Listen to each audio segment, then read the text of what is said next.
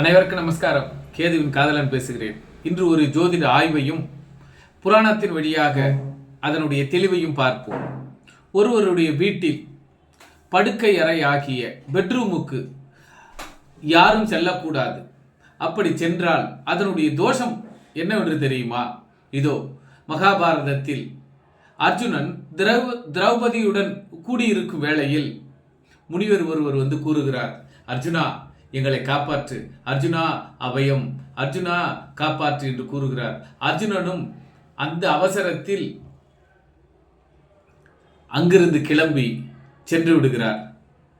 சென்று அரக்கர்களையும் அவர்கள் கடத்தி வந்த கவர்ந்து வந்த பசுக்களையும் மீட்டெடுக்கும் பொழுது தன்னுடைய கதாயுதத்தை நினைவில் கொள்கிறார்.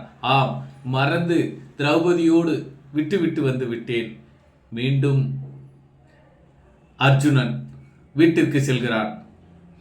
செல்லுகின்ற வேகத்தில் உள்ளே நுழைந்து விடுகிறான். ஆஹா, இன்று அண்ணன் தர்மன் முறையல்லவா?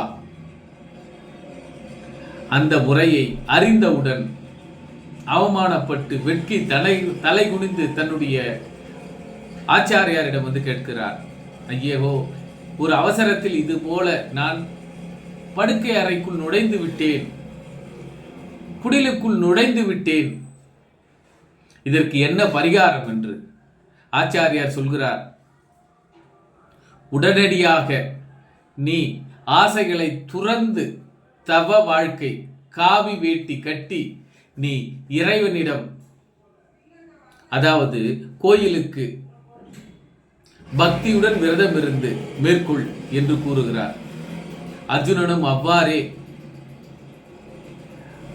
காவி உடை அணிந்து இறைவன் சன்னிதானத்துக்கு தன் தவறினை திருத்திக் கொள்வதற்கும் உணர்ந்து கொண்டதற்கும் பரிகாரமாக கோயிலுக்கு செல்கிறார். இதிலிருந்து நாம் கற்றுக்கொள்ள வேண்டியது என்னவென்றால், முடிந்தவரை பிறரின் படுக்கை அறைக்குள் நுழையவே கூடாது. அப்படி சந்தர்ப்ப வசத்தால் நட்புக்காக உறவுக்காக நுழைந்தால் மறுநாள் கோயிலுக்கு சென்று ஆக வேண்டும். இறைவா, நான் செய்தது தவறு என்று மன்னிப்பு கோர வேண்டும்.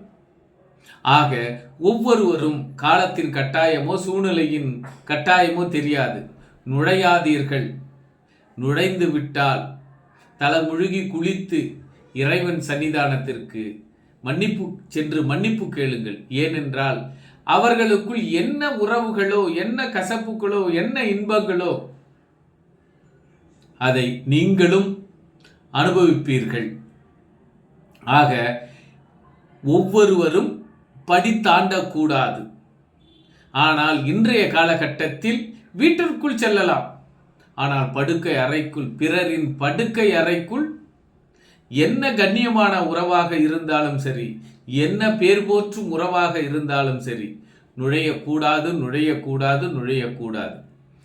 அப்படி நுழைந்திருந்தால் இனிமேலாவது நுழைய மாட்டேன் என்ற சபதம் எடுத்து இறைவன் சன்னிதானத்துக்கு விரதம் இருந்து உங்களுடைய மன்னிப்புகளை கோருங்கள். மீண்டும் அடுத்த வீடியோவில் சந்திப்போம். நன்றி, நமஸ்காரம்.